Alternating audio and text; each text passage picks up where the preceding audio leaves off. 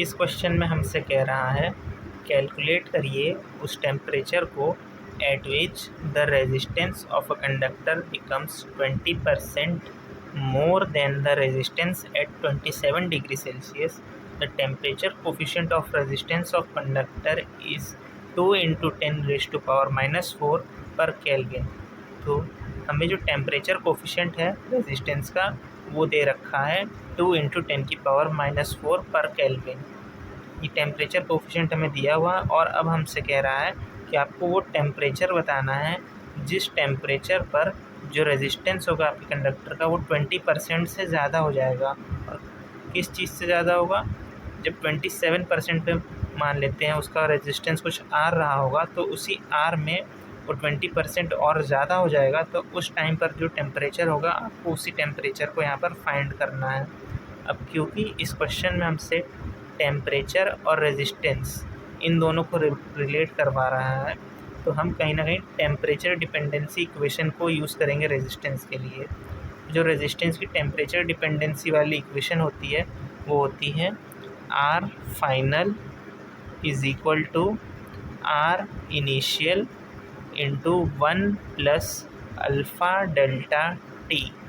जहाँ पर अल्फ़ा जो है ये आपका टेम्परेचर कोफिशिएंट है जो कि आपको क्वेश्चन में दे रखा है। The temperature coefficient of resistance of conductor is 2 into 10 raised to power minus 4 per kelvin. अब आपको टेम्परेचर कोफिशिएंट पता है और यहाँ से आपको जो delta T change in temperature है,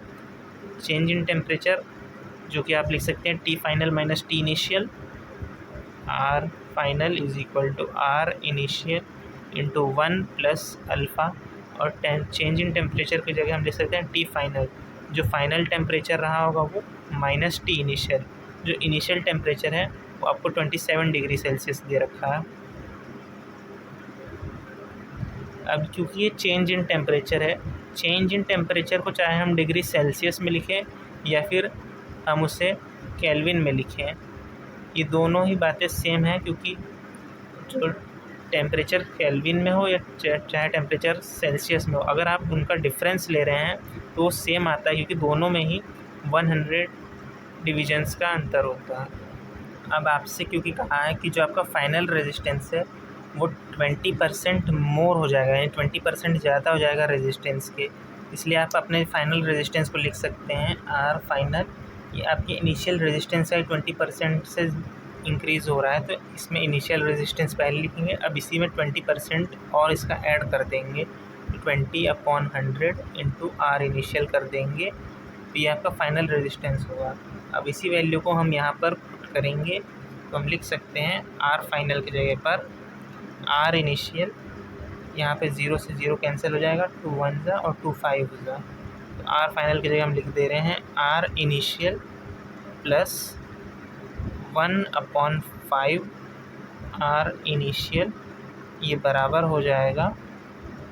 यहाँ पर जो आर इनिशियल है उसके इंटू 1 प्लस अल्फ़ा, अल्फ़ा की वैल्यू हम यहाँ पुट कर दे रहे हैं 2 इंटू 10 की पावर माइनस 4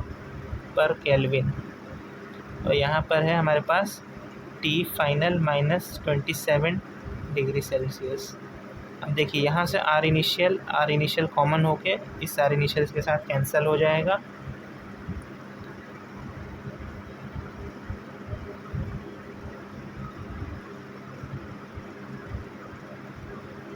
यहाँ पर हमारे पास बचेगा 1 प्लस 1/5, ये बराबर है 1 plus 2 into 10 raised to power minus 4। अब चेंज इन टेम्परेचर चाहे सेल्सियस में आए चाहे केल्विन में आए उससे फ़र्क नहीं पड़ेगा, क्योंकि दोनों में सेम रहेगा। अगर आप इंडिविजुअल टेम्परेचर लिखते तब आपको यूनिट कन्वर्जन करने की ज़रूरत पड़ती है, लेकिन यहाँ पर टेम्परेचर का डिफरेंस है इसलिए हम यूनिट को कन्वर्ट नहीं करेंगे,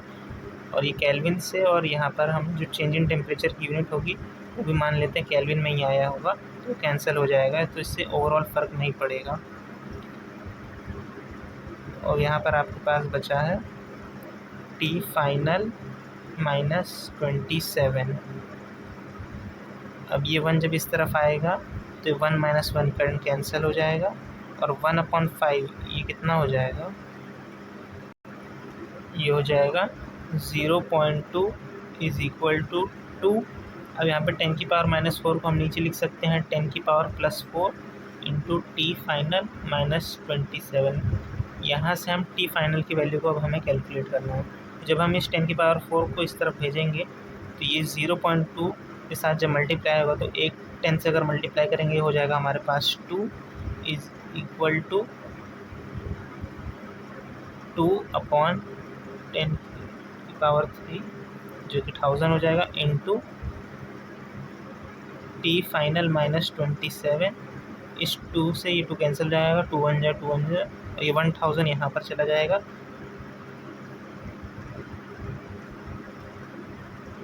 ये 1000 इस तरफ चला गया और यहाँ पर हमारे पास बचा है